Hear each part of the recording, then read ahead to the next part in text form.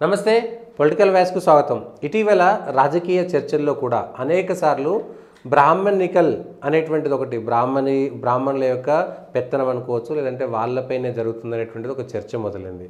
దాంతోపాటు ఎవరు కూడా ఈ ఆర్ఎస్ఎస్ బీజేపీ అధికారంలోకి వచ్చినాక ఈ దళితులకు సంబంధించినటువంటి అంశంలో లేదంటే దళితులకు ఎక్కడో కూడా వాళ్ళు చోటు ఇవ్వట్లేదు అనేటువంటి ఒక చర్చ జరిగింది. అసలు ఈ చరిత్రలో దళితులకు సంబంధించి ఎక్కడ కూడా ఈ సంస్కృతి సాంప్రదాయాలకు అనుగుణంగా ఉన్నటువంటి వాళ్ళు ఎవరూ లేరా?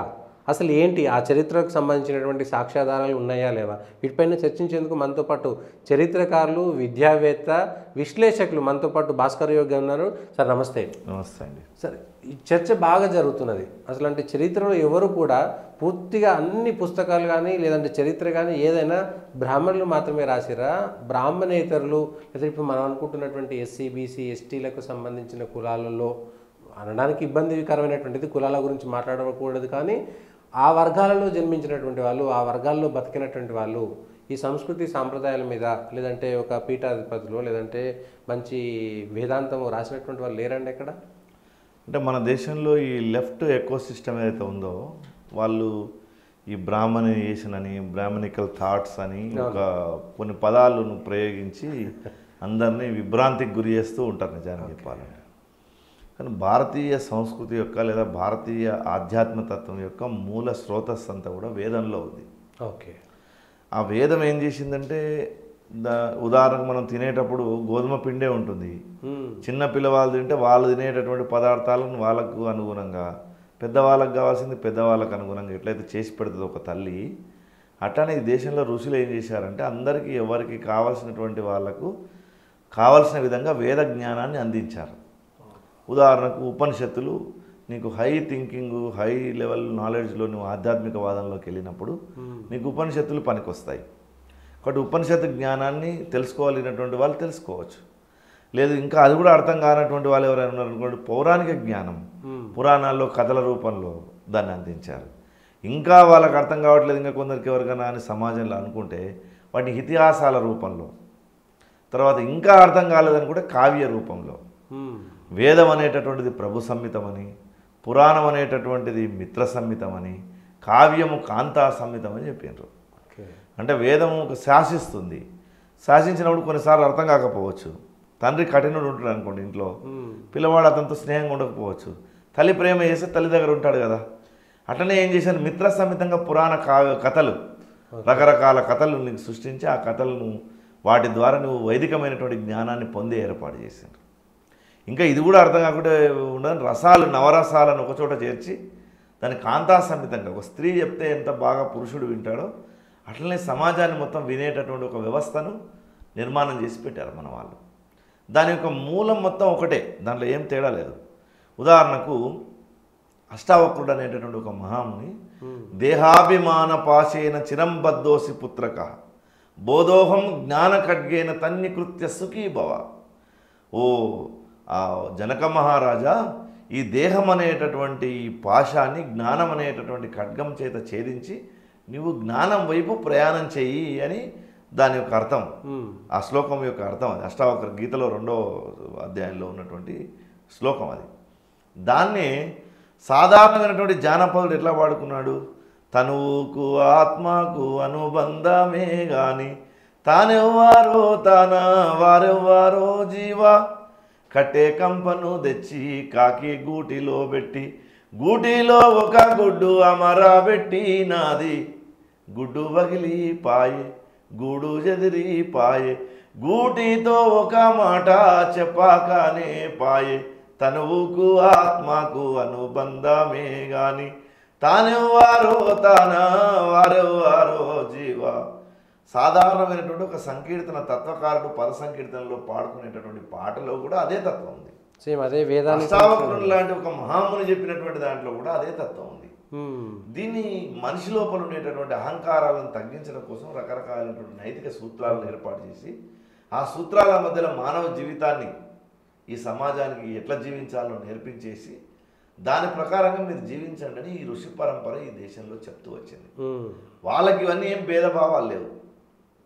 కవశ, ఐలుష అనేటటువంటి ఇద్దరు ఇవాళ చెప్పుకునేటటువంటి బీసీ కులాలు అనుకోండి శూద్రులు, వాళ్ళు మన సూక్తాలను వేద సూక్తాలని చెప్పారు. వాళ్ళు ఎంతోమంది స్త్రీమూర్తులు వేద సూక్తాలని చెప్పారు.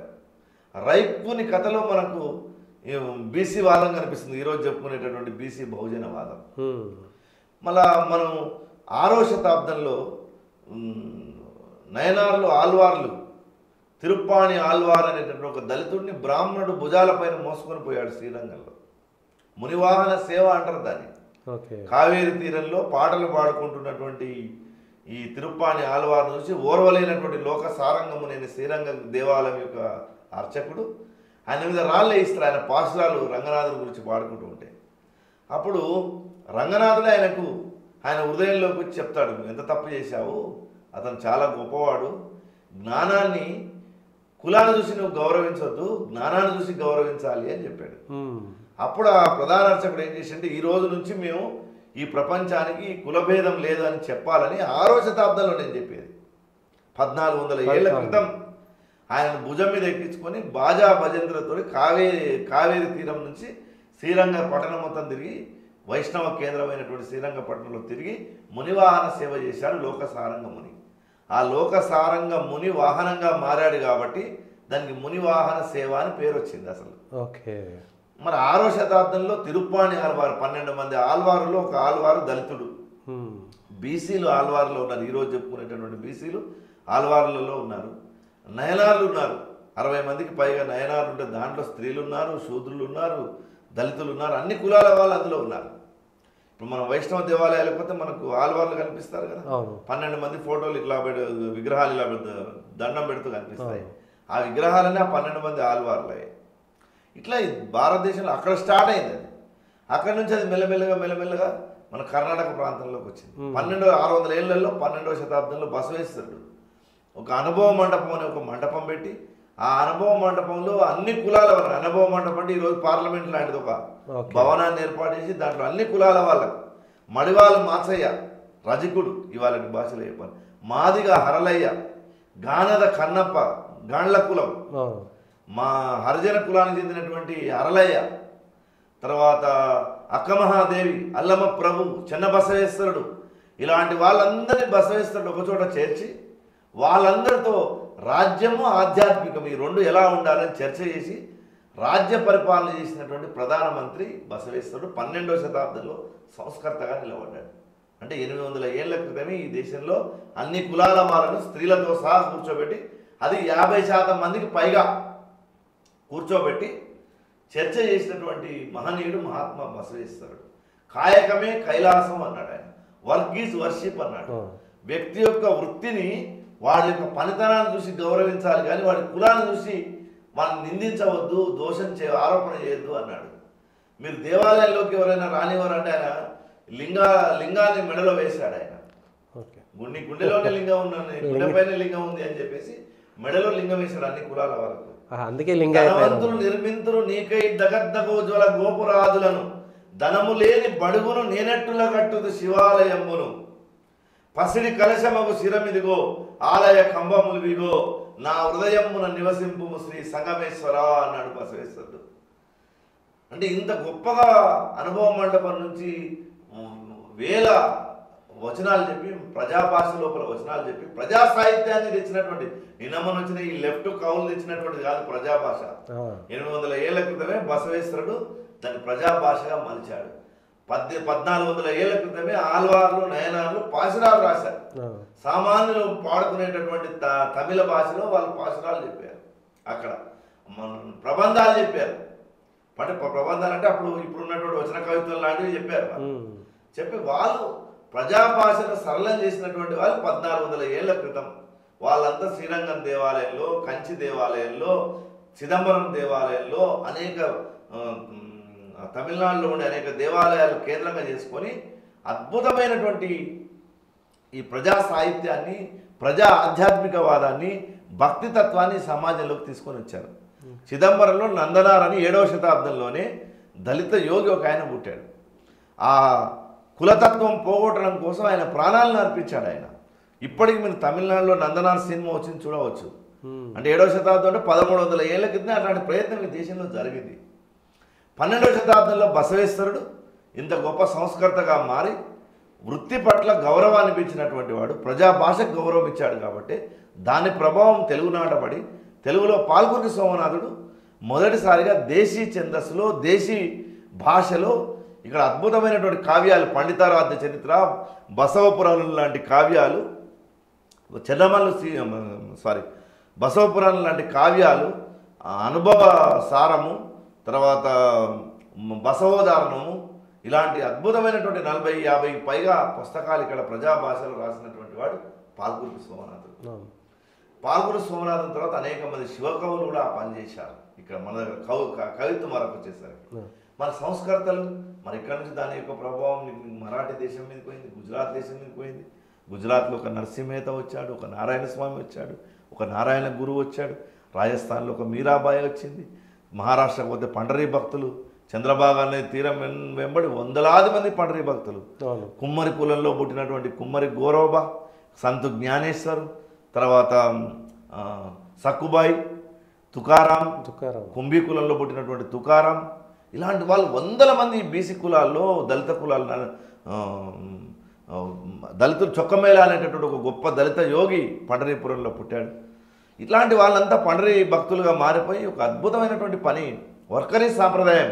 సంతు జ్ఞానేశ్వర్ ఏం చేశాడంటే యాత్రలు చేయడం, అంటే పండరి నుంచి రామేశ్వరం, పండరి నుంచి శ్రీశైలం, ఇప్పటికీ మీకు నడుచుకుంటూ పోతుంటారు, టోప్ పెట్టుకొని చేతిలో జెండా పెట్టుకొని 6 నెలలు నడుచుకుంటూ పోతారు. ఈ రోజుకు ఆ వర్కరీ సాంప్రదాయం కొనసాగుతుంది. అలాంటి ఒక అద్భుతమైనటువంటి భక్తి సాంప్రదాయం 13, 14, 15వ శతాబ్దంలో మహారాష్ట్రలో వికసించింది. ఆ తర్వాత మన దగ్గరకు వచ్చింది. 15వ శతాబ్దంలో ఒక వేమన కావచ్చు, ఒక పోతులూరి వీరబ్రహ్మేంద్ర స్వామి లాంటి వ్యక్తి కన్న కొడుకుల కన్న మిన్నగా కక్కడిని తానాదరించెను, మతములను తులనాడి సిద్ధున కచల తత్వము నెరుకపరిచెను, అచ్చమాంబ ఇల్లు చేరి ఆలమందలగాసినాడడ, శృతి బాడిసె వట్టి కమ్మరి వృత్తిలో జీవించగాని, మఠములను నెలకొలిపి జనులను మహిమలత భ్రమ పెట్టలేదు, వీరబ్రహ్మము యోగిరోరన్న నిరతంబు శ్రమచే త్యాగతత్వము నేర్పే గదరన్నా. ఇలాంటి గొప్ప పనికి శ్రీకారం చుట్టాడు బ్రహ్మంగారు. తర్వాత మన ప్రాంతంలో ఒక 100-120 ఏళ్ల క్రితం దళిత యోగిగా మాదిగ మహాయోగి అని పిలిచాడు డాక్టర్ బి రామరాజు గారు ఆయనను. ఆయన పేరు దున్న ఇద్దాస్. దాటరా మాయను దాటరా, ఈ కర్మ బంధము దాటరా, మాయను దాటరా, ఇలాంటి అద్భుతమైన పాటలు. గుణగుణ నడిచేటి గుణ ఏనుగు కెరుక, దుక్కులు దున్నేటి దున్నాకెమెరుక, జ్ఞాని కెరుక, సుజ్ఞాని మరుగు జ్ఞాని కెరుక, ఇలాంటి గొప్ప గొప్ప కీర్తనలు తత్వాలు ఆలపించి నల్గొండ జిల్లా చింతపల్లిలో పుట్టి మహబూబ్నగర్ జిల్లాలో ఆయన నివాసం చేసుకొని మొత్తం ఆ ప్రాంతాన్ని 2 జిల్లాలు, పాత జిల్లాల మొత్తం ఎందరో అగ్రకులాల వాళ్ళని వాళ్ళు చెప్పుకునేటటువంటి వాళ్ళని తన పాదాల దగ్గర రప్పించుకున్నటువంటి మహనీయుడు దున్న ఇద్దాస్. ఇలాంటి మహనీయులు మొత్తం దేశం అంతా మన ఇక్కడనే కాదు, అస్సాంలో పోతే శంకర్ దేవ్ ఉన్నాడు, కాశ్మీర్లో పోతే లల్లాదేవ్ ఉంది, ఇట్లా ప్రతి రాష్ట్రంలో ఇట్లాంటి మహాత్ములు ఉన్నారు. వీళ్ళంతా కూడా దీన్ని పోగొట్టడానికి ఒక అద్భుతమైనటువంటి సంఘర్షణ లేకుండా సమన్వయవాదంతో కులతత్వాన్ని పోగొట్టే ప్రయత్నం చేశారు. అన్నమయ్య 32,000 కీర్తనలు రాస్తే దాంట్లో 12,000 కీర్తనలు దొరికినాయి మనకు. ఆ 12,000లో ఒక కీర్తన అన్నమయ్యను ఒక గొప్ప వ్యక్తిగా నిలబెట్టింది. బ్రహ్మముక్కటే పరబ్రహ్మముక్కటే పరబ్రహ్మముక్కటే, కందువకు హీనాధికములిందు లేవు, రాజు బంటు ఇద్దరు నిద్రించే నిద్ర ఒకటే, బ్రాహ్మణుడైన చండాలుడైన ఇద్దరు వెళ్ళేటటువంటి శ్మశానం ఒకటే అని చెప్పగలిగినటువంటి సత్తా అన్నమయ్య లాంటి. అన్నమయ్య కంటే ముందే ఇంకా 12వ శతాబ్దంలో ఇంకో మహాత్ముడు పుట్టాడు మన తెలుగు ప్రాంతంలో. అది షాద్నగర్ పక్కన సంతాపూర్ అని ఊరు ఉంది, అక్కడ పుట్టి ఆయన సింహగిరిలో వెళ్ళి స్థిరపడ్డాడు. ఆయన పేరు సింహగిరి కృష్ణమాచార్యులు. దేవా కులజుండెవ్వడు, విష్ణు భక్తి లేనివాడు కులజుండు, స్వపచుండైననేమి ఏ వర్ణంబైననేమి, నీ యందు ప్రేమ లేనట్టయితే వాడు కులహీనుడు అన్నాడు ఆయన. భగవంతుని పైన భక్తి ఉన్న వాళ్ళందరూ గొప్ప వాళ్ళే అన్నాడు ఆయన 12వ శతాబ్దంలో. నేను చెప్పేది 4,00,000 వచనములు రచయించింది సింహగిరి నరసింహస్వామి అనుగ్రహం చేత అని చెప్పుకున్నాడు ఆయన. కాబట్టి ఇలాంటి అద్భుతమైనటువంటి వాళ్ళు చాలామంది ఉన్నారు. కానీ స్వాతంత్రం వచ్చిన తర్వాత, స్వాతంత్రానికి కొద్ది ముందు మన దేశంలో ఈ లెఫ్ట్ ఎకోసిస్టమ్ ఎట్లా పనిచేసిందంటే, ఒక ముద్ర వేయడం, ఒక కుక్కను చంపాలంటే దాన్ని పిచ్చి కుక్కను చేయడం, పిచ్చి కుక్కని ముద్రేసి చంపడం సులభం కదా. అవును. అట్లా ఈజీగా ఈ ఎవడు మాట్లాడినా, ఆధ్యాత్మికం మాట్లాడినా, సంప్రదాయం మాట్లాడినా, ఈ దేశ ధర్మం గురించి ఎవడు మాట్లాడినా వాడిని బ్రాహ్మణికల్ థాట్ అని, బ్రాహ్మణేషన్ అని ఇట్లా ఒక ముద్ర వేయడం వాళ్ళ సమాజం నుంచి ఉద్దేశపూర్వక విస్మరణ చేయడం. మరీ ముఖ్యంగా సాహిత్య లోకం లాంటివి, తర్వాత ఈ మీడియా రంగం కానీ యూనివర్సిటీలలో ఈ అంటరానితనం భయంకరంగా ఉంది. విశ్వవిద్యాలయాల్లోనే అంటరానితనం ఎక్కువ ఉంది. ఒక రకంగా చెప్పాలంటే వాళ్ళకి అసలు నచ్చరు ఎవరు. వాళ్ళకి ఈ దేశాన్ని ప్రేమించేవాడు నచ్చడు వాళ్ళకు. మీడియా వాళ్ళకి ఈ దేశాన్ని ప్రేమించేవాడు నచ్చకుండా చేసారు వాళ్ళు. ఒక రాజ్దీప్ సర్దేశాయి మొదలుకుంటే ఇక్కడ కింద ఉండేటటువంటి పేర్లు చెప్పాల్సినటువంటి అవసరం లేదు. అలాంటి వాళ్ళ వరకు ఈ మేధావుల పేరుతో అరుంధతి రాయ్ నుంచి మొదలుకుంటే ఇక్కడ ఉండేటటువంటి లోకల్లో ఉండే ఎక్స్ వరకు ప్రతి వాడికి మేము మేధావులం అంటే లెఫ్ట్ ఎకో సిస్టంలో ఉంటేనే మేము మేధావులం అనేటటువంటి ఒక భావన బలంగా నాటిరు వాళ్ళు. బలంగా నాటడానికి ఏం చేశారంటే వాళ్ళు కింది కులాలను మనం ఏదైతే ఇప్పుడు బహుజనవాదులు అనే పేరుతోటి కింది కులాలను ఉపయోగించుకొని వాళ్ళు వీళ్ళ భుజాల మీద ఎక్కారు. ఇప్పుడు మన తెలంగాణ ప్రాంతంలో, ఆంధ్ర ప్రాంతంలో నక్సలిజం వచ్చింది కదండి. నక్సలిజం చూడండి, చచ్చిన వాడేవాడు, పీఠాలు ఎక్కినవాడు పేర్లు చెప్పండి మీరు. నిజంగా చెప్పాలంటే ఆలోచిస్తే చచ్చిన వాళ్ళ కులాల వాళ్ళు ఎవరు? ఈ రోజుకు మేధావులుగా చలామణి అవుతున్నటువంటి వాళ్ళు ఏ కులంలో పుట్టి ఉన్నారు. కానీ వాళ్ళు ఏంటంటే దీన్ని ఒక ఆసరా చేసుకొని మన భుజాలను ఎక్కి మన భుజం మీద తుపాకీ పెట్టి మన ధర్మాన్ని కాల్చేయడం వాళ్ళ పని. అట్లాంటి ఒక లెఫ్ట్ ఎకో సిస్టమ్ ఈ దేశంలో చాలా బలంగా ఉంది. ఈరోజు కూడా బలంగా ఉంది.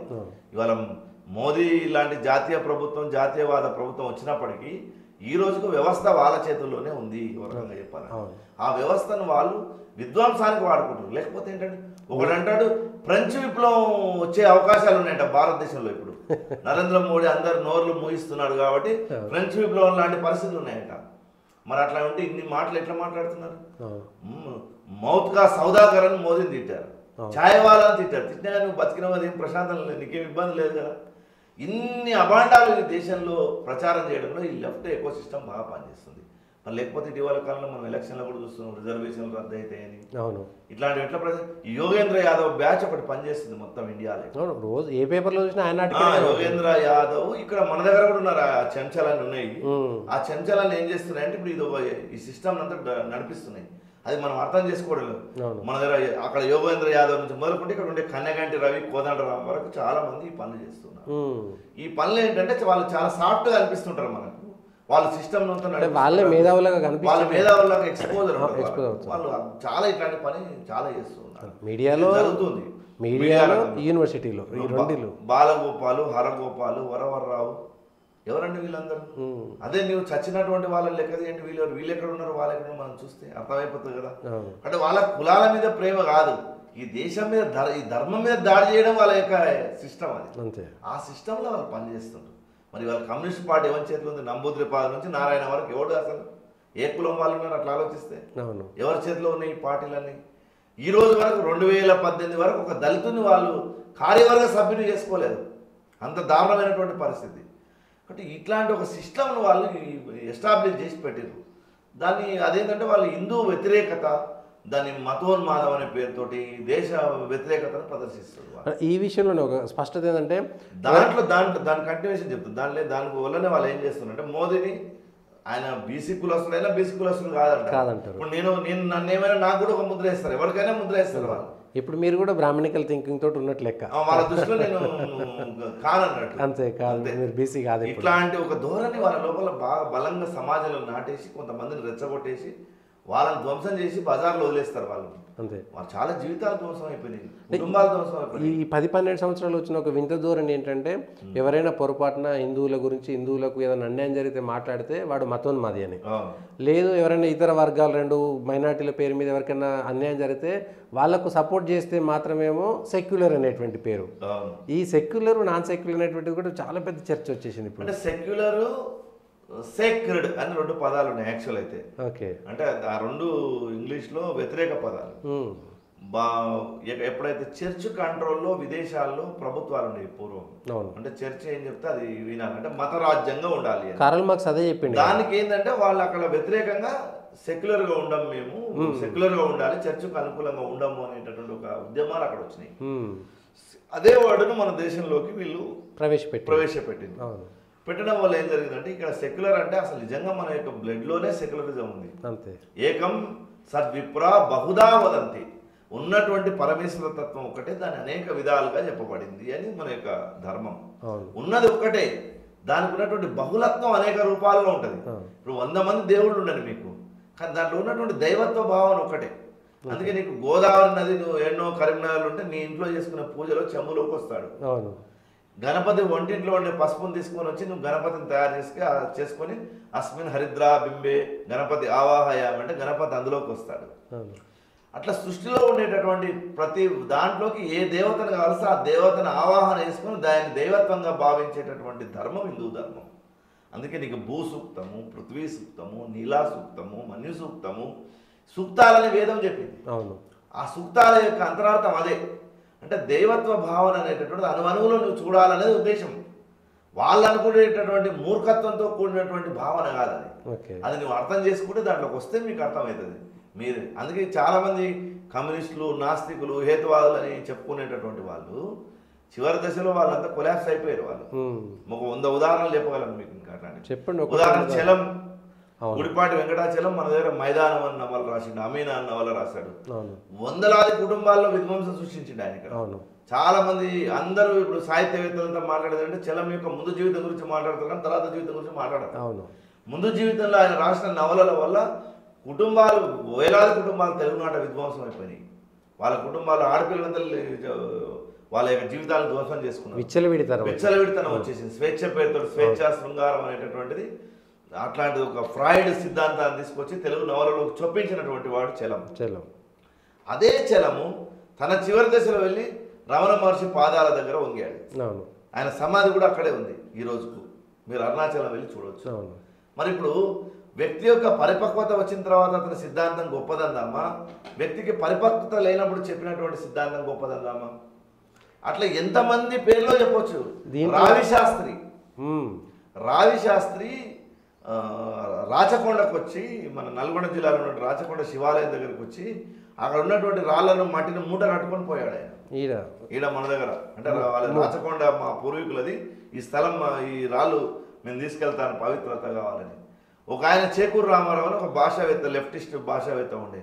ఆయన చచ్చిపోయేటప్పుడు చచ్చే ముందు ఆయన బస్తలో ఎప్పుడు భగవద్గీత పెట్టుకొని తిరిగాడు ఆయన. ఆఖరికి దిగంబర కవులలో కూడా ఒక ఆయన సత్యసాయి బాబా భక్తులయ్యాడు, ఒక ఆయన అమ్మవారి భక్తులయ్యాడు. చాలా మంది భక్తి ఉన్నది వాళ్ళకు. అట్లనే శ్రీశ్రీ కూడా సత్యనారాయణ స్వామి పూజలు చేసేదని అంటారు అందరు. చాలా మంది వాళ్ళు చెప్పేది ఒకటి, చేసేది ఒకటి. మరి వీళ్ళ మాటలు పట్టుకుని దోషమైన వారి పరిస్థితి ఏంటి అంటే వాళ్ళు దానికి జవాబు లేదు వాళ్ళ దగ్గర. ఇప్పటికీ హిందూ ధర్మం అనేటటువంటి దీంట్లో ఉండేటటువంటి ఈ ప్రజాస్వామ్యం ప్రపంచంలో ఎక్కడ లేదు. నిన్న మొన్న ఒక లెఫ్టిస్ట్ ఓరియంటెడ్ జర్నలిస్ట్ ఒక మాట చెప్పిండు. చలము రమణ మహర్షి ఆశ్రమానికి పోయింది ఆధ్యాత్మికతతో కాదు, కేవలం ఆయన ఒక ఆర్ఫనేజ్ కింద అదొక జస్ట్ చివరి క్షణంలో వృద్ధాశ్రమం లాగా వెళ్ళిండు తప్పితే ఆధ్యాత్మిక చింతన అది కవర్ చేసుకోవడానికి వాళ్ళు ఏమైనా చెప్తారు అనుకోండి. కానీ అట్లా చాలా మనం ఒక 100 ఉదాహరణలు చెప్పగలను. నేను వ్యాసమే రాసిన ఒకసారి, ఇది నాస్తికులుగా మారిన నాస్తికులని ఒక పెద్ద వ్యాసం రాసినది. చాలా మంది పెద్ద లిస్టే ఇచ్చినాం మనం. అది చర్చ చేస్తే చాలా పెద్దగా అవుతుంది, అదొక టాపిక్ అవుతుంది. కానీ అంటే వాళ్ళు చెప్పేది ఒకటి, చేసేది ఒకటి. వాళ్ళు ఏంటంటే యువత యొక్క శక్తిని చాలామంది 80sలో ధ్వంసం చేశారు. వాళ్ళు చాలామంది కుటుంబాలు విధ్వంసం అయిపోయినాయి వాళ్ళ మాటలు పట్టుకొని. అది తెలుగునాట జరిగినటువంటిది నేను ప్రత్యేకంగా చెప్పేది, వేరే ఎక్కడో సంగతి చెప్పట్లేదు నేను. తెలుగునాట చాలామంది యొక్క కుటుంబాలు, బీసీ కులాలు, దళిత కులాలు చాలామంది ధ్వంసం అయిపోయారు. ఈ రకమైనటువంటి ధోరణి సమాజంలో వాళ్ళు ప్రవేశపెట్టి ఈ ఆధ్యాత్మిక ధర్మాన్ని ధ్వంసం చేయాలని అనుకుంటున్నారు వాళ్ళు. అది సాధ్యమయ్యేది కాదు. నువ్వు మొహమ్మద్ బిన్ కాసిం చేయలేకపోయిండు, గజని చేయలేకపోయిండు, గోరి చేయలేకపోయిండు, ఇబ్రహీం లోడి చేయలేకపోయిండు, నాదిర్ షా చేయలేకపోయిండు, తైమూర్ లంగ్ చేయలేకపోయిండు, బాబర్ చేయలేకపోయిండు, ఔరంగజేబ్ చేయలేకపోయిండు, నిజాం చేయలేకపోయిండు. ఈ దేశంలో మీరు చేయడం అనేది అసాధ్యం. అది ఈ దేశంలో స్టాలిన్, మావో, మార్క్స్ మళ్ళీ పుట్టొచ్చినా కానీ ఈ దేశం యొక్క ధర్మాన్ని ధ్వంసం చేయలేరు. అది సాధ్యం కాదు. ఎందుకంటే ఈ దేశంలో ఒక యాజ్ఞవల్కుడు ఉన్నాడు, ఒక పతంజలి ఉన్నాడు, ఒక గార్గి ఉంది, ఒక మైత్రేయ ఉంది, ఉపనిషత్తులో చెప్పినటువంటి గొప్ప గొప్ప ఋషులు ఉన్నారు, ఒక దయానందుడు ఉన్నాడు, ఒక వివేకానందుడు ఉన్నాడు, ఒక రామతీర్థ, ఒక రామకృష్ణ పరమహంస, ఒక రమణ మహర్షి, ఎంతమంది గొప్ప గొప్ప వ్యక్తులు ఈ దేశంలో పుట్టారు. కాబట్టి ఈ దేశము ఆధ్యాత్మిక ధర్మానికి పుట్టినది. ప్రపంచంలో ప్రపంచం మొత్తం శాంతిగా ఉండాలని కోరుకునేటటువంటి ఏకైక జాతి హిందూ జాతి. ప్రపంచం మొత్తం వసుదైక కుటుంబ భావన కలిగినటువంటిది భారత జాతి, భారతదేశం. అందుకే ఇప్పటికి ఒక చైనీస్ ప్రొఫెసర్ రాశాడు, 72 రకాల ముస్లిం సెట్స్ ఇండియాలో తప్ప ఎక్కడ లేవంట. సుమారు 25 క్రైస్తవ సెట్స్ ఇండియాలో తప్ప ఎక్కడ లేవు. బౌద్ధం ఇక్కడ ఈ మన దేశంలో ఉన్నంత ప్రచలితంగా ఎక్కడ లేదు, ఎక్కడ బతకలేకపోయింది కదా. అంతే. ఈ రోజుకు ఎంత అద్భుతంగా ఈ దేశంలో బౌద్ధులను గౌరవించే వాళ్ళు ఉన్నారు కదా. జైనం ఉంది, బౌద్ధం ఉంది, పార్సీలు, సిక్కులు, ప్రపంచం యొక్క మోడల్ శాంపిల్ అంతా నీకు ఈ దేశంలో కనిపిస్తుంది. అది ఈ దేశం యొక్క గొప్ప, అది బహుళత్వం అంటే. అట్లా అంగీకరించేటటువంటి మనస్తత్వం ఈ దేశంలో హిందువులు. అది నేను ఏమీ అనలేవాడు, నువ్వు గుడికి పోకుండా నేను ఎవడు అడిగాడు. ఈ దేశంలో చార్వాకులు, నాస్తికులు, హేతువాదులు ఎవరు ఎన్ని తిట్లు తిట్టినా ఈ దేశంలో ఏ హిందువు స్పందించడు. వాడు అనుకోనిలే, వాళ్ళు అనుకుంటే 4 రోజులు అవుతుంది, వాళ్ళని ఎంతమంది చూస్తున్నాం, మన కళ్ళ ముందే చూస్తున్నాం కదా. వాడి నష్టానికి వాడే పోతుంది. అంతే. ఎంతో మందిని మనం చూసినాం కదా మన కళ్ళ ముందు. ఈ మధ్యకాలంలో ఈ 5-6 ఏళ్లలో ఎంతమంది వచ్చిపోయారు, ఎంతమంది వచ్చిపోయి ఏం చేయగలరు ఈ ధర్మాన్ని? గుడికే వాడు ఎవడైనా తగ్గాడా వీళ్ళ వల్ల? లేకపోతే ఏమైనా భక్తి ప్రపత్తులు ఉంటే తగ్గిందా? ఆఖరికి ఆయన కోటి దీపోత్సవం చేసుకుంటూ కూడా ఆయన జనం తగ్గుతున్నారా వీళ్ళ మాటల వల్ల? కాబట్టి ఏమీ జరగదండి. ఇది ఈ దేశంలో ఆధ్యాత్మిక ధర్మం మన బ్లడ్లోనే ఉంది. అది సరిగ్గా లేకపోవచ్చు, ఒక 1000 సంవత్సరాలు బానిసలుగా ఉండడం వల్ల అది సిస్టమేటిక్గా లేకపోవచ్చు, నేను ఒప్పుకోలేకపోవచ్చు దాన్ని. కానీ ఆ ధర్మం మాత్రం, దానికి సంబంధించినటువంటి బీజాలు మాత్రం తప్పకుండా మన హృదయంలో ఉన్నాయి. ఆధ్యాత్మిక చింతన, వ్యక్తి ఆధ్యాత్మిక చింతన వల్ల ఆధ్యాత్మిక శక్తి అనేటువంటిది ఒకటి ఉంది అని భావించడం వల్ల యువకులు కానీ మనుషులు కానీ వాళ్ళ స్వశక్తిని మర్చిపోతున్నారు. ఏదో ఒక పనికిరాని ఒక శక్తి ఉందనేటువంటి భ్రమలో వాళ్ళ శక్తిని మర్చిపోతున్నారు. అందుకే భారతదేశం వెనుకబడి ఉందనేటువంటి వాళ్ళు కూడా కొందరు మొదలు. 5 రూపం ఈ గూటి దీపం అని అన్నాడు గోరటెంకన్న. అంటే 5 రూపం అంటే పంచభూతాత్మకమైనటువంటి ఈ శరీరంలో దీపం ఏంటంటే చైతన్యం. గోరటెంకన్న అన్నాడు అన్నమాట. అంటే నేనేమంటున్నానంటే ఈ చైతన్యం అనేటటువంటిది ఎప్పుడైతే ఈ శరీరంలోకి వెళ్ళి పక్కకు పోయిద్దో నువ్వు ఏమీ చేయలేవు. మరి అన్ని నువ్వే సాధించినట్టయితే అన్ని పనులు ఎందుకు చేయలేకపోతున్నావు నువ్వు? ఇప్పుడు ఎంతోమంది నాస్తికులు ఆస్తికులుగా ఎందుకు మారిండ్రు తర్వాత కాలంలో? అజ్ఞానంలో ఎన్నో మాట్లాడతావు, తర్వాత కాలంలో నువ్వు ఇచ్చినటువంటి నువ్వు చదువుకునేటప్పుడు ఏమైనా చేయొచ్చు కాక రిజల్ట్లో నీకు వచ్చిన మార్కులు కదా నీకు మన క్రైటీరియా, రిజల్ట్లో ఎన్ని మార్కులు వచ్చినాయని. దైవత్వం అనేటటువంటిది వాళ్ళు అనుకునేటటువంటి ఈ పిచ్చి కోరికలు వాటితో లేదు అసలు.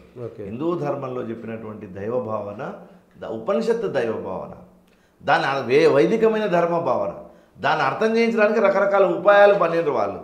వీళ్ళ ఉపాయాలను చూసి హిందూ ధర్మాన్ని తిడుతూ ఉన్నారు తప్ప దానికి ఉన్నటువంటి సూత్రాన్ని చూసి తిట్టట్లేదు. మూలం వాళ్ళకి ఎవరికి తెలియట్లేదు. ఉదాహరణకు మీరు వర్ణమాల నేర్చుకునేటప్పుడు మీకు రకరకాల ప్లాస్టిక్ అక్షరాలతో నేర్పిస్తారు. నువ్వు పెద్దగా అయిన తర్వాత పుస్తకం చదువుకోవడానికి, పేపర్ చదువుకోవడానికి మళ్ళీ ఆ ప్లాస్టిక్ అక్షరాలు పెట్టి చూసుకుంటావా? ఒక్కసారి అది నేర్చుకున్న తర్వాత నీకు అది అక్కర్లేదు. అట్లనే మన దేశంలో ఈ ప్రాథమికమైనటువంటి పరిజ్ఞానాన్ని కలిగించడం కోసం రకరకాల క్రియలు, తర్వాత కర్మకాండ, ఇదంతా నీకు నేర్పించి మెల్లమెల్లగా ఉదాహరణకు యజ్ఞం చేస్తామండి. యజ్ఞంలో విపరీతమైన కర్మకాండ ఉంటుంది, అలసిపోయేటంత ఉంటుంది. ఎందుకు పెట్టారు? నువ్వు శ్రద్ధతో చేయాలంటే అలా కదలకుండా కూర్చోవాలి. చిన్న పని కూడా జాగ్రత్త చేయాలి. ఎటువైపు నువ్వు దర్భ వేయాలా, ఎటువైపు అక్షింతలు వేయాలి, ఎక్కడ ఏ పువ్వు పెట్టాలి, ఎటువైపు ఏ పండు పెట్టాలి, ఎక్కడ ఏ కలశం పెట్టాలా, అగ్నిని ఎప్పుడు వెలిగించాలా, ప్రతిదీ చాలా పిన్ పాయింట్గా దాంట్లో నీకు పని పెట్టారు. అంటే దానివల్ల ఏంటంటే నీ శ్రద్ధ అటు ఇటు జరగకుండా ఉండాలంటే అట్లాంటి కర్మకాండ పెట్టింది హిందూ ధర్మం. శ్రద్ధను ఒక చోట కేంద్రీకరింపజేయడానికి చేసినటువంటి ఒక గొప్ప పని. అట్లా హిందూ ధర్మం ఒక పెద్ద రీసెర్చ్ చేసింది. ప్రపంచంలో ఫిలాసఫీ అంటే హిందూ ధర్మంలో ఉండే ఫిలాసఫీ. దాంట్లో భగవంతుడు, జీవుడు, ప్రకృతి, మోక్షము, బంధము, ఈ 5 మీద హిందూ ధర్మం చర్చించినంతగా ప్రపంచంలో ఏ గ్రంథము చర్చించలేదు, ఏ మత గ్రంథం చర్చించలేదు, ఏ ప్రవక్త చర్చించలేదు. ఈ 5 చుట్టే మొత్తం మనిషి యొక్క జీవితాన్ని తిప్పారు వాళ్ళు. ఒకటి భగవంతుడు, ఒకటి జీవుడు, 3 నువ్వు ఈ పుష్టిలో బతుకుతున్నావు, ఒకటి ఆ ప్రకృతి, 4వది బంధం. నీకేం బంధం ఉంది? ఈ బంధం ఎప్పుడైతే నీకు పోతుందో అప్పుడు నువ్వు చేరుకోవాల్సింది మోక్షం. ఇట్లా ఈ 5 చుట్టూ మొత్తం ధర్మాన్ని, వైదిక ధర్మాన్ని తిప్పి ఈ వైదిక ధర్మం యొక్క శక్తిని ప్రపంచవ్యాప్తం చేసారు మన వాళ్ళు. అది మనం అధ్యయనం చేస్తే అర్థమయ్యేదే కానీ ఎంగిలి మాటలు మాట్లాడి ఎవడో పిచ్చోడు ఆ యూనివర్సిటీలో పైసల కోసం రీసెర్చ్లు చేసి బుక్కులు రాస్తే ఆ 4 మాటలు పట్టుకొని పిచ్చి మాటలు మాట్లాడడం, వాడు ఏమి చదవరు. నేను చాలా మందితో మాట్లాడిన, పెద్ద వాళ్ళతో మాట్లాడిన పేర్లు కూడా చెప్పాలంటే, కానీ వాళ్ళకి నయా పైస తెలియదు ఈ ధర్మం గురించి. అసలు ఏదో ఆ పేపర్లో వచ్చిన వార్తలు లేకపోతే ఇంకెవడో ఏదో రాసినవి పట్టుకొని ఇంకొకటే అరుస్తూ ఉంటారు దీనికి సంబంధించి. నీకు లోతైన పరిశోధన జరిగిన అసలు వస్తువుతో పని లేదు హిందూ ధర్మం. బయట ఉండేటటువంటి వస్తువుతో, వేదం అంటే ఒక పుస్తకం అనుకోవద్దు, అది జ్ఞానం పొందబడేది. అది ఎప్పుడైతే అది నువ్వు పొందినవో నీవు మళ్ళీ బయట వస్తువుల గురించి నువ్వు ఎందుకు ఆలోచిస్తావు? నీకు నువ్వుగా నువ్వు ఉండగలుగుతావు కదా. నీవు ఉండగలిగేటటువంటి ఒక అద్భుతమైనటువంటి స్థితిని హిందూ ధర్మం కల్పించింది. అది ఉపనిషత్ జ్ఞానం అనుకో, ధ్యానం కంటే అతీతమైనటువంటిది. అలా నువ్వు ఏకాగ్రంగా చేసేటటువంటి ధ్యానం కంటే కూడా ఇంకా అతీతమైనటువంటి నువ్వు ఏదైతే పొందగలిగినటువంటి వస్తువు పొందిన తర్వాత ప్రపంచం అంతా నీకు ఆనందంగా అనిపిస్తుంది కదా. ఆనందో బ్రహ్మేది వేజానాంత అని చెప్పింది. ఏది ఆనందమై ఉందో అది నువ్వే అయి ఉన్నావయ్యా, ఆ ఆనంద స్వరూపుడవుగా నువ్వు అని చెప్పినటువంటిది వేద ధర్మం, ఉపనిషత్ ధర్మం. ఆ ధర్మాన్ని ఈ దేశంలో ఒక సిస్టమేటిక్ సిలబస్ తోటి చెప్పుకుంటూ పోయి ఒక శంకరుడు చాలు, ఒక రామానుజుడు చాలు నీకు నేర్పడానికి, నీకు జ్ఞానాన్ని కలిగించి. ఒక వ్యాస మహర్షి 5 లక్షల శ్లోకాలతో పురాణాలు రాశాడు. 18 అధ్యాయాలుగా మనం మహాభారతం అంటాం కానీ 1,00,000 శ్లోకాల ఉంది మహాభారత సంస్కృతంలో. 24,000 శ్లోకాల రామాయణం, 32,000కు పైగా యోగ వాసిష్టం. ఏంటిది ఇది? నీకు ఏ దేశంలో ఇట్లాంటి పుస్తకాలు కనిపిస్తాయండి ఎక్కడన్నా? ఇంత అద్భుతమైనటువంటి పరిశోధన ఎవడు చేయగలుగుతాడు? చెప్పిన మాట మళ్ళీ చెప్పకుండా మొత్తం ఈ జ్ఞానాన్ని మొత్తం నూరిపోసినటువంటి ఒక ప్రపంచంలోనే అత్యద్భుతమైనటువంటి ఆధ్యాత్మిక శాస్త్రాన్ని సృష్టించింది ఈ దేశం. నిజంగా సాధ్యమవుతుందా? ఆధ్యాత్మిక మార్గంలో వ్యక్తి తనను తాను తెలుసుకోవడం అనేటువంటి సాధ్యమవుతుందా? ఎందుకు కాదు? నేను ఎవరు అని ఐ అని రమణ మహర్షి అనుకున్నాడు కాబట్టి ప్రపంచం ఆయన దగ్గరికి వెళ్ళింది కదా. ఆయన కన్నా బయటికి రాలే కదా. రాష్ట్రపతి వస్తుంటే కూడా ఆయన ఏం లెక్క పెట్టలేదే. రాష్ట్రపతి వచ్చి సర్వేపల్లి రాధాకృష్ణ వచ్చి ముందర కూర్చుంటే కూడా ఆయన స్పందించలేదు, తీవ్రత ప్రదర్శించలేదు కదా. అట్లాంటి ఆత్మస్థితిలో ఉన్నాడు. అంటే అందరూ అట్లా ఉండాలని నేను అనట్లేదు. నీకు ఆ రకమైనటువంటి భావన నీకు కలిగినప్పుడు నీవు చేసే ప్రతి కర్మ అది దైవ సంబంధంగానే ఉంటుంది. అది కర్మణ్యే వాధికారస్తే మా ఫలేషు కదాచన, you do your work with non attachment అన్నాడు. నీ పని నువ్వు చేసుకుంటూ పోతే నీ కర్మఫలాలే అంటామని చెప్పి కృష్ణుడు చెప్పాడు కదా. అనన్య చింతయంతో మాం ఏ జనా పర్యుపాసతే తేషాం నిత్యాభియుక్తానాం యోగక్షేమం వహామ్యహం. నీవు నన్ను అనన్యంగా చింతించడం అంటే అర్థం ఏంటి అంటే, ఎప్పుడు పరమాత్మ నిన్ను ఈ సృష్టిని మొత్తం నీకు ఇచ్చాడు, దాంట్లో నిన్ను వేశాడు కాబట్టి నువ్వు ఆయన పట్ల శ్రద్ధగా ఉండు అని చెప్పినప్పుడు ఏం జరుగుతుందంటే, నీ చింత నేనే చేస్తాను. నువ్వు 1 అడుగు నా వైపు వేస్తా, 10 అడుగులు నీ వైపు వేస్తాను. నమే భక్త ప్రణశ్యతి, my devote is not fall అన్నాడు 9వ అధ్యాయంలో. అంటే ఇట్లా కృష్ణుడే ఇట్లాంటి హామీ ఇచ్చాడు, రాముడే ఇట్లాంటి హామీ ఇచ్చాడు. సాక్షాత్తు దేవతల యొక్క వాణి ఈ దేశంలో ఉంది. ఆ వాణిని మనం అర్థం చేసుకోవాలి. భక్తి అనగానే ఏదో చిన్న చిన్న పనులు చేసేది మనం ఏదో భక్తి అని అనుకుంటున్నామో, వాళ్ళు దాన్ని చూసి వాళ్ళు విమర్శ చేయడం, దానికి మనం కుంగిపోవాల్సినటువంటి అవసరం లేదు. ఎవరైతే లోతైన అధ్యయనం అనుశీలనం చేస్తే మనకి ఈ ధర్మం అర్థమవుతుంది, ఈ దేశం అర్థమవుతుంది, ఈ సంస్కృతి అర్థమవుతుంది. ఇంకొకటి, నరేంద్ర మోడీ గారు నిన్న ఒక కామెంట్ చేశారు, భగవంతుడు నన్ను కొన్ని పనులు చేయించడానికి సృష్టించాడేమో, 2047 దాకా నేను రిటైర్ అవుతానో కానో నాకు తెలియదు, భగవంతుడు నేను కొన్ని పనులు నాకు అప్పచెప్పాడు, ఆ పనులు పూర్తి చేసేంత వరకు నేను రిటైర్ అవ్వను అని అన్నాడు. నిజంగా అది తనను తాను ఎక్కువ ఊహించుకున్నట్ట? నిజంగా భగవంతుడు ప్రతి జీవిని అట్లనే పంపిస్తాడా? ఏం లేదు. ఇప్పుడు భగవద్గీత యొక్క సారాంశం అదే నిజంగా చెప్పాలంటే. ఓకే. అంటే కృష్ణుడు ఎప్పుడైతే గీతను చెప్పడం మొదలుపెట్టిండో అర్జునుడు తన యొక్క కర్తవ్యాన్ని విస్మరించిండు. ఆయన ఓకే. క్లైబ్యం ఆస్మగమః పార్థ నైతత్వ యుపపద్యతే క్షుద్రం హృదయ దౌర్బల్యం త్యక్తోత్తిష్ట పరంతప. ఓ అర్జున, నీ యొక్క హృదయ దౌర్బల్యాన్ని వదిలిపెట్టి, ఈ నపుంసకాన్ని తత్వాన్ని వదిలిపెట్టి పైకి లేవు. నువ్వు లేచి నీ కర్తవ్యాన్ని నువ్వు చెయ్యి, చెయ్యి అని చెప్పాడు. అంటే యోగ కర్మ సుకౌశలం. నువ్వు చేసేటటువంటి పని కర్మ ఎప్పుడైతే సుకౌశలంగా చేస్తావో దాని పేరే యోగం అని చెప్పింది భగవద్గీత. తన ఉద్దేశం ఏంటంటే, ఈ ప్రపంచంలో ప్రతి మానవుడు, ఈ మానవ జన్మ పరమేశ్వరుడు ఊరికే ఇవ్వలేదు. ఆహార నిద్ర భయమైతునంచ సమానమేకం పశుభిర్నరానం. పశువులకు నరులకు ఆహారము, నిద్ర, భయము, మైథునం అనే 4 సమానం ఇచ్చాడు. కానీ మానవునికి మాత్రమే వివేకం ఇచ్చాడు. ఆ వివేకం ఎందుకు ఇచ్చాడంటే, నీ జీవితంలో కొన్ని మంచి పనులు ఇహలోకంలో చేసి, పరలోకం అంటే నువ్వు పొందాల్సినటువంటి చైతన్యాన్ని పొందడానికి కావాల్సినటువంటి మార్గాన్ని నువ్వు వేసుకొని పోవాలి. మోదీ గారు కూడా ఏమనుకుంటున్నారంటే, ఈ సనాతన ధర్మం యొక్క మూల స్రోతస్సు దాన్ని ఈ దేశంలో ఉండేటటువంటి ప్రజలకు తెలియజేయాలనే ఉద్దేశంతో కొన్ని పనులు జరిగినాయి కదా. అంటే ఇవాళ కాశ్మీర్ని విడిపించిన కాలం నుంచి అట్లాంటిదే. అంటే అక్కడ సనాతన ధర్మం మీద జరిగినటువంటి దాడి నుంచి అక్కడ ప్రజలను కాపాడడం, 500 ఏళ్ళ రామాలయ పోరాటంకు ఫలితాన్ని తీసుకురావడం, ఇలాంటి పనులు ఎప్పుడైతే నీకు జరుగుతాయో ఒక నిమిత్త కారణమైనటువంటి పని కాబట్టి, ఆ నిమిత్త కారణంగా నేనున్నాను, ఆ నిమిత్త కారణంగా నేనున్నాను కాబట్టి ఇంకా కొన్ని మంచి పనులు నా వల్ల చేయాల్సింది ఉంది. అది పొలిటికల్గా ఆలోచించొద్దు, అది ఒక తత్వపరంగా ఆలోచించాలా చెప్పాలంటే. అయితే దాని యొక్క ఫలితం మాత్రం నీకు పొలిటికల్గానే కనిపిస్తుంది. ఉండడం మాత్రం ఆయన చెప్పిన ఉద్దేశం ఏమో తాత్వికంగా చెప్పాడు, అవును. ఫిలసాఫికల్గా చెప్పాడు. అవును. కానీ దాని యొక్క ఫలితం మాత్రం నీకు సామాజిక స్తరంలో రాజకీయ స్తరం మీద కనిపిస్తుంది. అంటే విమర్శలు ఏమొస్తుంటే తనకు తాను కారణ జన్ముడిగా మోడీ అవును, అభివర్ణించుకుంటున్నాడు. ఇప్పుడు నేనేమంటున్నాను, పార్టీ 40 ఏళ్ళ నుంచి ఉంది. 84లోనే 83లో పుట్టింది. అవును 40 ఏళ్ళ నుంచి పార్టీ నడుస్తుంది. పార్టీ సిద్ధాంతాలు తెలియవా? అవును. కానీ అప్పుడప్పుడు దేశంలో వ్యక్తి కూడా అవసరం పడతాడు. ఇతనైతే బాగా చేస్తాడు, నాయకత్వం కూడా ఇతనైతే నాయకత్వం. కొన్నిసార్లు ప్రజలు కోరుకుంటారు అట్లా. అవును అవును ఇప్పుడు మన దక్షిణ దేశమే తీసుకోండి, ఫర్ ఎగ్జాంపుల్ ఒక కరుణానిధి, ఓ దేవగౌడ, ఓ కేసీఆర్, ఓ చంద్రబాబు నాయుడు, వైఎస్ రాజశేఖర రెడ్డి, మన అందరినీ మనం ఆరాధించినాక దాన్ని ఎందుకు మనం ఆలోచన చేయొద్దు? అట్లా ఆలోచిస్తే అవును ప్రతి రాష్ట్రంలో పార్టీ ఉంది కదా. అవును. మహారాష్ట్రలో శరద్ పవార్ ఉన్నాడు, బాలా ఠాకరే ఉన్నాడు, హర్యానాలో చౌతాలా ఉన్నాడు, కాశ్మీర్లో ఫరూక్ అబ్దుల్లా ఉన్నాడు, మహబూబా ముఫ్తీ ఉంది, ఇంకో చోట పంజాబ్లో అకాలీదళ్ సంబంధించినటువంటి వాళ్ళు ఉన్నారు. ఇట్లా ప్రతి రాష్ట్రంలో ఏదో ఒక కుటుంబం ఇట్లా మేము కారణ జిల్లాలో అనుకునే ఇన్నేమో అంటున్నాడు. అవును వాళ్ళు అనకుండానే 50 ఏళ్ళ నుంచి అధికారంలో ఉన్నారు కదా వీళ్ళందరూ కూడా. కుటుంబాలు కాబట్టి అదేం పెద్ద టెక్నికల్ వర్డే అంతే, కానీ అవును. దాంట్లో ఏదో పెద్ద మనం వేలు పెట్టి చూపేది ఏమీ లేదు. ఉమ్. ఇప్పుడు ఈ ప్రజలు ఏం ఆలోచిస్తున్నారు కొన్నిసార్లు అంటే, కొన్నిసార్లు పార్టీ కూడా అవసరం లేదు అనుకుంటారు. అప్పుడప్పుడు అవును పార్టీ అవసరం లేదు, ఇంకా ఈ వ్యక్తి అయితే బలంగా ఉంటాడు, పార్టీ ఏదైనా కానీ అనుకునే సందర్భాలు చాలా ఉంటాయి కదా. అవును అవును ఆ సందర్భంలో తీసుకెళ్ళాడు కొంతమందిని, అవసరం అనుకున్నాడు ఆయన. రామారావు అట్లా వచ్చాడు. అంటే తను ఆ వ్యక్తిగా ఇతను గొప్ప చేస్తున్నాడు. అతనికి ఏముందా, ఏమీ లేదు కదా, భార్య లేదు, పిల్లలు లేరు, ఎవరు లేరు కదా, దాపెట్టుకునేది ఏముంది అని పల్లెల్లో చర్చించుకునే వాళ్ళకి దేవడం అన్నట్టు అది. ఓకే అది కూడా ఒక వ్యూహం, అది రాజకీయ వ్యూహమే అది. అవును. అంతే తప్ప దాన్ని పెద్ద చిలువల పల్వలు చూసేది ఏమీ లేదు. అంటే తాత్వికంగా మోడీ స్థాయి అంత ఉందంటారా? అంతే గొప్ప పనులు చేసింది అనేది ఒకటి మనకు వచ్చింది, నిరూపణ అయింది కదా ఈ 10 ఏళ్ళలో. ఇప్పటి వరకు మనకు కార్యసిద్ధి వేరు, తాత్విక సిద్ధి వేరు. కార్యసిద్ధిలో నిరూపణ జరిగింది. అట్లా ఆరాధించే వాళ్ళు కూడా ఉన్నారు దేశంలో. ఓకే. ఎంతమంది దేశంలో అవసరం లేని వాళ్ళని ఆరాధిస్తున్నారు కదా.